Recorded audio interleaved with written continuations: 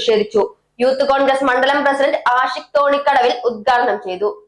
Puthuval junction മുതൽ കുളപ്പുള്ളി വരെയുള്ള റോഡിന്റെ അവസ്ഥ റോഡാണോ തോടാണോ എന്ന് അറിയാത്ത സ്ഥിതിയാണ്. വലിയ വലിയ ഗർത്തങ്ങളും പൊട്ടിപ്പൊളിഞ്ഞ റോഡും ജനങ്ങളുടെ ജീവന് തന്നെ ഭീഷണിയാണ്. പല യാത്രക്കാരും കുഴിയിൽ വീഴുകയും സാരമായ പരിക്ക് പറ്റുകയും ചെയ്ത ഈ റോഡിന്റെ ശോചനീയാവസ്ഥ ഉടൻ പരിഹരിക്കണമെന്നാവശ്യപ്പെട്ട് KSU നിയോജകമണ്ഡലം കമ്മിറ്റി JTS സ്കൂളിന്റെ മുൻവശത്തുള്ള കുഴികളിൽ മുഖ്യമന്ത്രി പിണറായി വിജയന്റെയും മന്ത്രി റിയാസിന്റെയും പ്രതീകാത്മക വാഴ വെച്ച് പ്രതിഷേധിച്ചു.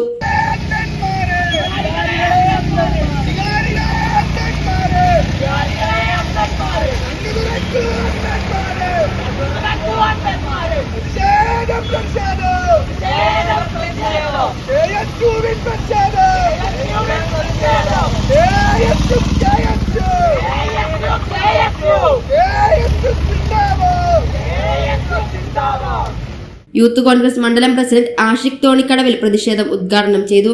KSU നിയോജകമണ്ഡലം പ്രസിഡന്റ് യാസിർ, നിയോജകമണ്ഡലം വൈസ് പ്രസിഡന്റ് അക്ഷജ്, ആഷിഖ്, മണ്ഡലം പ്രസിഡന്റുമാരായ ചിത്രാദേവി, അർജുൻ തുടങ്ങിയവർ നേതൃത്വം നൽകി.